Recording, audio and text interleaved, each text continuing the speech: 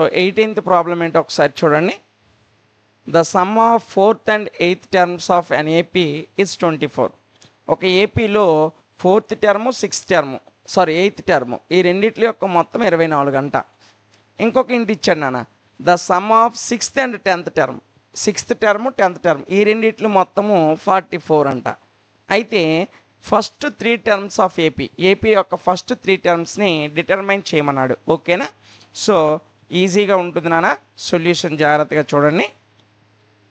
First వాడు ఏమన్నాడు, some of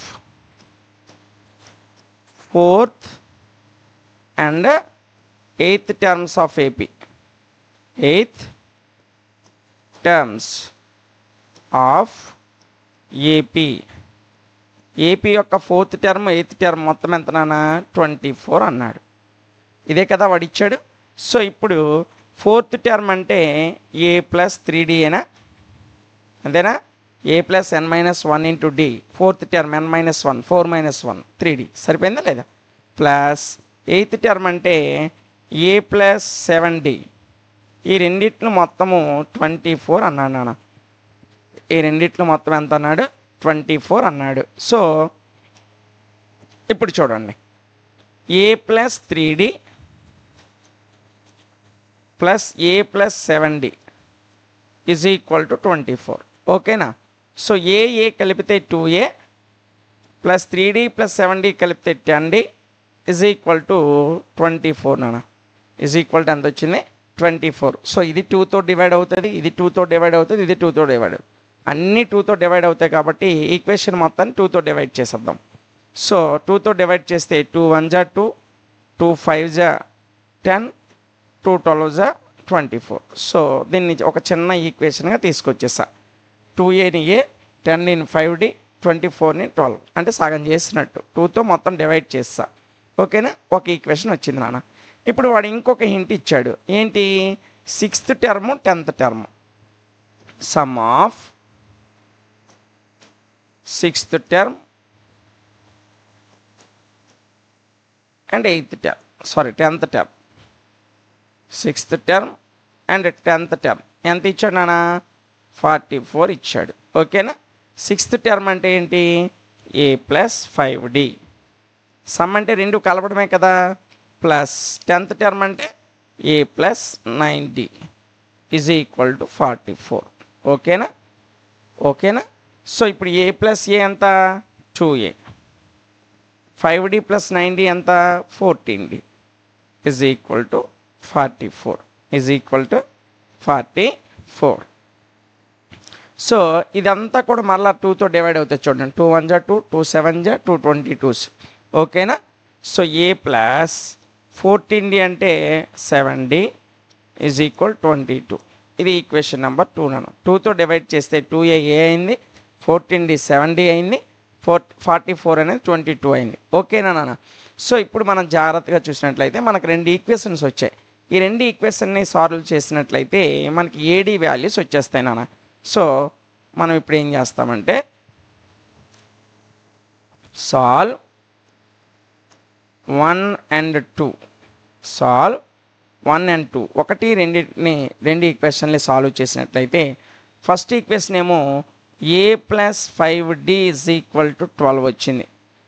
second equation ఏమో a + 7d = 22 వచ్చింది. ఓకేనా? సో ఈ రెండింటిని సాల్వ్ చేస్తున్నాను, అంటే ఒక దాంట్లో ఒకటి తీసేస్తున్నాను అన్న. సో ఈ రెండు క్యాన్సిల్ అయిపోయాయి, a - a రెండు కూడా పోయాయి. సో 5d నుంచి 7d తీస్తే -2d అవుతుంది.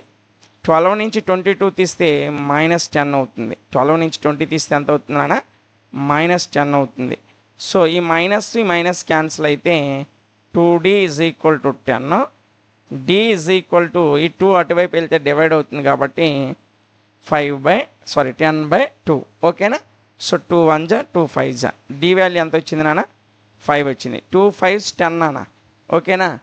d = 10/2 అంటే 2 × 5 = 10.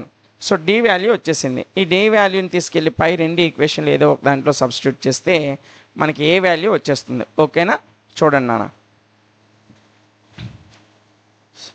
Substitute d in equation number 1.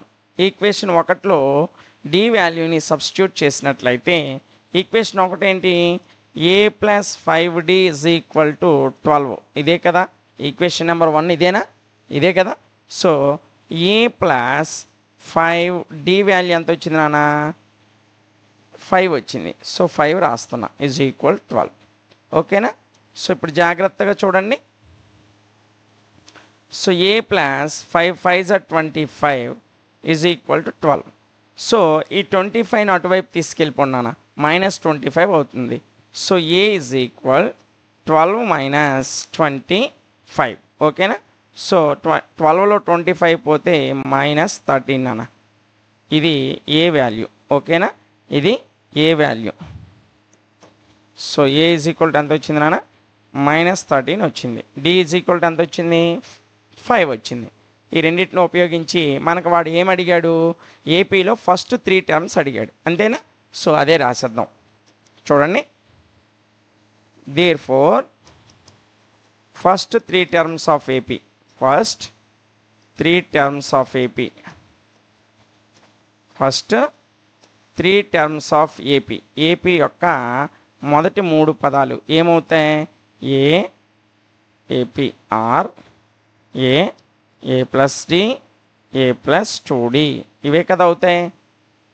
Arithmetic ప్రోగ్రెషన్లో first 3 పదాలు ఏమవుతాయి? ఏ plus D, A plus 2d. First పదాన్ని ఏ అనుకుంటాం, దానికి డి కలిపితే సెకండ్ పదం వస్తుంది, మరలా ఇంకొక డి కలిపితే థర్డ్ టర్మ్, ఇంకొక డి కలిపితే ఫోర్త్ టర్మ్, అలా కామన్ డిఫరెన్స్ని కలుపుకుంటూ వెళ్తాం, అంతే కదా. సో దట్ ఈజ్, కాబట్టి ఏ ఎంత వచ్చింది నాన్న?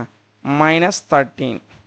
సో -13కి 5 కలిపితే -8, -8కి 5 కలిపితే -8కి 5 కలిపితే ఎంత వస్తుంది?